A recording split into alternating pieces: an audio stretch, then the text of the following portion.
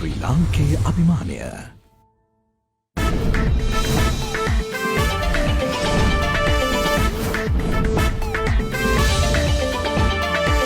And now, live at 6:50. අයිබෝවන් සුබ සන්ධ්‍යාවක්. අදත් සුපුරුදු පරිදිම සවස 6:50 live at 6:50 සමගින් ඔබ හමුවන මම සජිත් රණසිංහ. අයිබෝන් ෆාතිමා. අයිබෝන් සජිත්. ගෙවුණු දවසේදීත් විශේෂී සිදුවීම් රැසක්ම අපිට වාර්තා වුණා. මේ සූදානම සියල්ල විමසා බලන්නයි. කොළඹ වරායේ නැගෙනහිර පර්යන්තය සම්බන්ධයෙන් මතුව ඇති අර්බුදයට හෙට දිනේ අග්‍රාමාත්‍ය මහින්ද රාජපක්ෂ මහතාගේ ප්‍රධානත්වයෙන් පැවැත්වෙන සාකච්ඡාවේදී විසඳුමක් ලැබෙනු ඇති බවට වරාය වෘත්ති සමිතිය සිය විශ්වාසය පළ කරනවා. ඔව් සජිත්, වරාය සේවකයන් ආරම්භ වෘත්තීය සමිති ක්‍රියාමාර්ගය අද තෙවැනි දිනටත් ක්‍රියාත්මක වුණා. එවැගේම ෆාතිමා මේ අතර ශ්‍රී ලංකා වරාය අධිකාරියේ මෙහෙයුම් කටයුතු අත්‍යවශ්‍ය මහජන සේවාවක් ලෙස ප්‍රකාශයට පත් කරමින් ඊ රාත්‍රියේ අති විශේෂ ගැසට් නිවේදනයකුත් නිකුත් කෙරුණා. කොළඹ වරායේ නැගෙනහිර පර්යන්තය ශ්‍රී ලංකා වරාය අධිකාරියේ පූර්ණ කළමනාකාරීත්වය යටතේ ක්‍රියාත්මක කරන ලෙස ඉල්ලා කොළඹ වරාය ඇතුළු ප්‍රධාන වරායන් කිහිපයක් ඉදිරිපිට පෙරේදා සිට පැවති උද්ඝෝෂණ වලින් අනතුරුව වරාය සේවකින් අකුරට වැඩ කිරීමේ වෘත්තීය ක්‍රියාමාර්ගයකට එළඹුණා. අනතුරුව පැවති සාකච්ඡාවකදී ලබන සඳුදා සිට මෙම වෘත්තීය ක්‍රියාමාර්ගය පුළුල් කිරීමට සේවකයන් තීරණය කළ අතර ලිඛිත පොරොන්දුවක් ලැබෙන තෙක් අරගලය අඛණ්ඩව ඉදිරියට රැගෙන යන බවයි වරාය වෘත්තීය සමිතිය නියෝජිතයින් ප්‍රකාශ කළේ.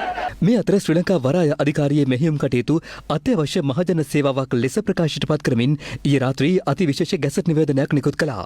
වරාය අධිකාරියේ සභාපති ජෙනරාල් දයා රත්නායක මහතා අදාළ ගැසට් නිවේදනය සම්බන්ධයෙන් අදහස් දක්වමින් පැවසුවේ මීට පෙර කොරෝනා වසංගත තත්ත්වයත් සමග වරාය අත්‍යවශ්‍ය සේවාවක් බවට පත් කිරීමට කටයුතු කළ අතර ඊයේ නිකුත් කරනු ලැබුවේ ඊට අදාළ ගැසට් නිවේදනය බවයි. ඒ ගැසට් ප්‍රකාශනය අන්ත මේ වරායේ තියෙන ප්‍රශ්නය නිසා ඇතිවෙච්ච දෙයක් නෙවෙයි. මේ අතර නැගෙනහිර පර්යන්තය සම්බන්ධයෙන් මතුව ඇති අර්බුදය විසඳන ලෙස ඉල්ලා පෝස්ටර් ව්‍යාපාරයක් අද පෙරවරුවේ ක්‍රියාත්මක වූ අතර ඊට වරාය වෘත්තීය සමිතිවලට අමතරව තවත් වෘත්තීය සමිති නියෝජිතින් රැසක් එක්ව සිටියා. මේ අතර හෙට පැවැත්වෙන කැබිනට් මණ්ඩල රැස්වීම වඩා තීරණාත්මක බවට පත් ඇත්තේ කොළඹ වරායේ නැගෙනහිර පර්යන්තය සම්බන්ධයෙන් සාකච්ඡා වීමට නියමිතව පැවතීම හේතුවෙන්.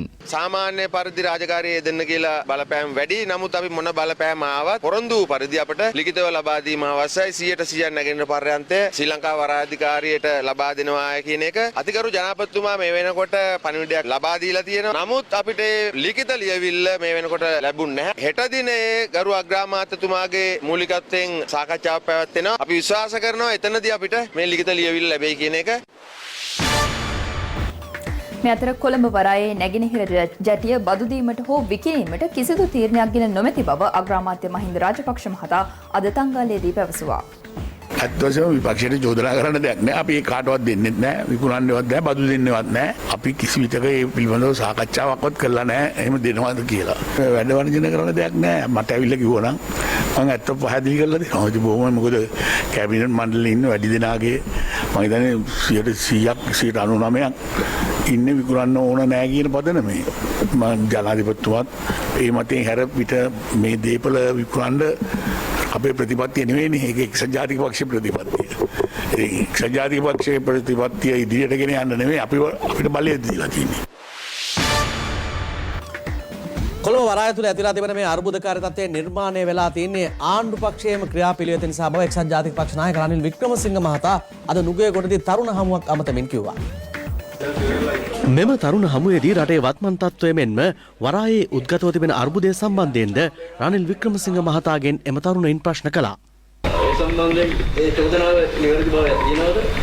අපිට වරාය දියුණු කරන වැඩසටහනක් තිබුණා. ජපානයේ ඉන්දියාවයි එක්ක ඒකාබද්ධ කිවිසුමක් අනුව ක්‍රියා කරේ. මේකේත් අපි කිව්වා නෑ 51% අපි දෙන්නේ ලංකා රජයට. දැන් ඔයගොල්ලෝ දන්නවද නැගෙනහිර පරයන්තේ වැඩ ඉවර කරලා නෑ කියලා. ඒක හදන්න ඩොලර් මිලියන 500ක් ඕනේ. දැන් අපිට මුදල් ඕනේනේ. මේගොල්ලෝ කිව්වා අපි ඔයගොල්ලෝ දෙන්නම් ජපානික ඩොලර් මිලියන 650.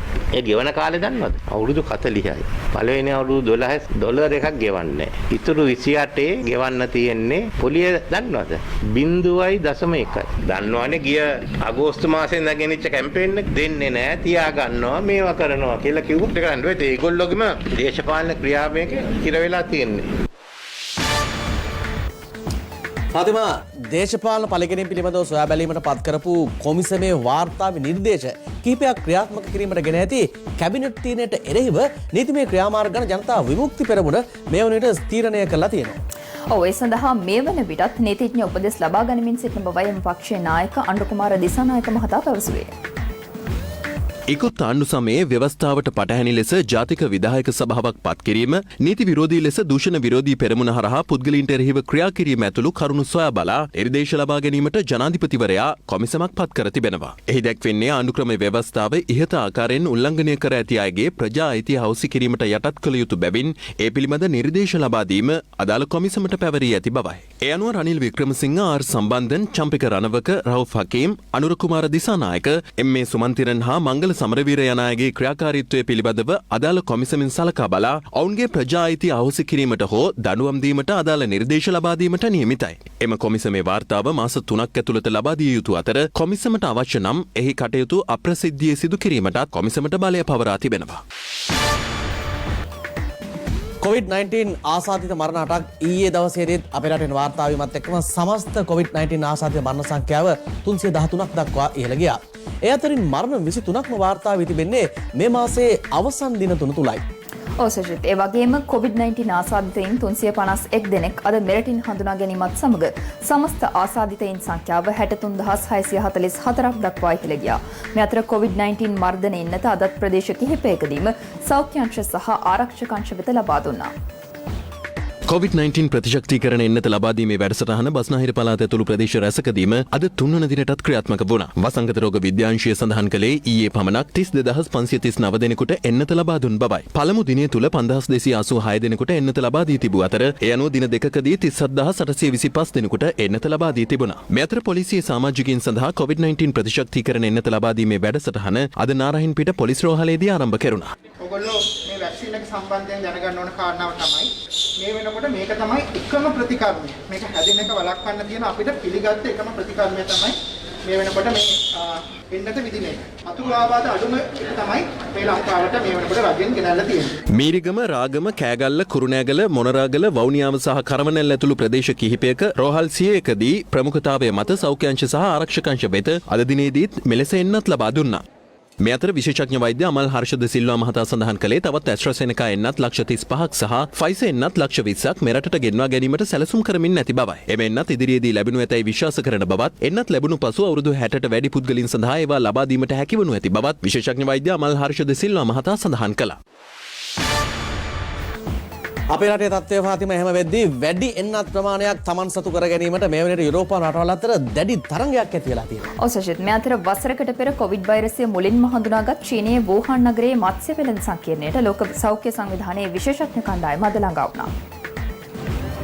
අමරිකාවේ අද වන විට සමස්ත කොවිඩ් ආසාදිතයින් සංඛ්‍යාව මිලියන 26 ඉක්මවා ගොස් තිබෙනවා. මේ අතර බ්‍රිතාන්‍යයේ නව කොවිඩ් ප්‍රභේදය ඇමරිකාවේ ප්‍රාන්ත 30කින්ද වාර්තා වී තිබෙන බව සෞඛ්‍ය අංශ අනාවරණ කරනවා. මේ අතර යුරෝපා කොමිසම ඇස්ට්‍රාසෙනෙකා සමාගම විසින් නිෂ්පාදනය කළ එන්නතට අනුමැතිය ලබා දීමට කටයුතු කළ අතර මින් පෙර ඒ සම්බන්ධයෙන් මතභේදාත්මක තත්ත්වයක් ඇති වූයේ අත්වැරැද්දක් නිසා බව එම කොමිසම පැවසුවා. වියට්නාමයත් එම එන්නත හදිසි භාවිතය සඳහා අනුමත කළා. මේ අතර අද සිට යුරෝපා කලාපයෙන් පිට රටවල් සඳහා ප්‍රංශයේ දේශ සීමාවන් වසා දැමීමට කටයුතු කරන බවත්, ඇඳිරි නීතිය දැඩිව ක්‍රියාත්මක කිරීමට කටයුතු කරන බවත් අග්‍රාමාත්‍ය ජේන් කැස්ටෙක්ස් පවසනවා.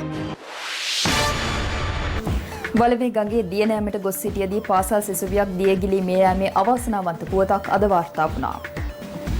16 හැවිරිදි නිරෝෂිකා කුමාරී බලංගොඩ තැන්න විදුහලේ 11 ශ්‍රේණියේ ඉගෙනුම ලැබුවා. ඇය පන්තියේ තවත් සිසුන් 12 දෙනෙකු සහ ගුරුවරියක සමග කල්තොට වලවේ ගඟ ආශ්‍රිතව ශ්‍රේෂ්ඨ පුහුණු චාරිකාවකට ඊයේ එක් වුණා. යහළුවන් සමග ගඟට බැස ඇය දියනාමින් සතුටු වන ආකාරය ඔවුන්ගේම ජංගම දුරකථනයක මෙලෙස පටිගත වුණා. මොහොතකින් ඇය දිය යට සැඟව තිබූ වලකට වැටි නොපෙනී ගියා. පොලිසිය ප්‍රදේශවාසීන් හා එක්ව ඇයව ගොඩගෙන බලංගොඩ රෝහලට රැගෙන ගියත් නිරෝෂිකාගේ ජීවිතය බේරා ගැනීමට හැකි වුණේ නැහැ. මේ අතර ගම්පොළ සහ ජාල ප්‍රදේශවල අද පෙරවරුවේ සිදු තවත් ක්‍රියාන්තර දෙකකින් පුත්‍රයන් 5 දෙනෙක් ජීවිතක්කයට පත් වුණා. ජායල මිනුවන්ගොඩ මාර්ගයේ එකල ගුවන් හමුදා කඳුර ඉදිරිපිටදී මෙම අනතුර සිදු වුණේ අද පෙරවරු 6ට පමණයි. අධික වේගයකින් පැමිණි මෝටර රථයේ රියදුරට රථය පාලනය කරගත නොහැකිව ගුවන් හමුදා කඳුර ඉදිරිපිට තිබූ බස් නැවතුමේ වැදී මෝටර රථයේ ගමන්ගත් තිදෙනාම ජීවිතක්ෂයට පත් වුණා. ඔවුන් සීදුව පමුණුගම සහ රද්දොළුගම ප්‍රදේශයේ පදිංචිකරුවන්. මේ අතර පූඩුලුවේ ගම්පොළ මාර්ගයේ යතුරුපැදියක් සහ ටිපර් රථයක් මුහුණට මුහුණ ගැටී සිදු අනතුරකින් යතුරුපැදියේ ගමන්ගත් තරුණයින් දෙදෙනෙකු එම ස්ථානයේදීම ජීවිතක්ෂයට පත්ව තිබෙනවා. අනතුරට මොහොතකට පෙර තරුණයින් ගමන් කළ යතුරුපැදිය තරඟකාරී ලෙස ධාවනය කරන ආකාරය ඔවුන්ගේ ජංගම දුරකථනයක මෙලෙස සටහන් නොතිබුණා.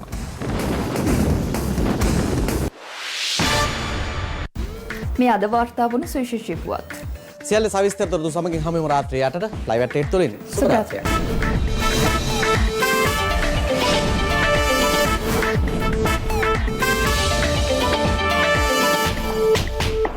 ඇනවුම් කරන සියලු නිමැවුම් සඳහා 140ක මින් පෙර නොවූ වටමක් අපි ලබා දෙන්නෙමු. අරමුණ ජයග්‍රහණය නම් නුබි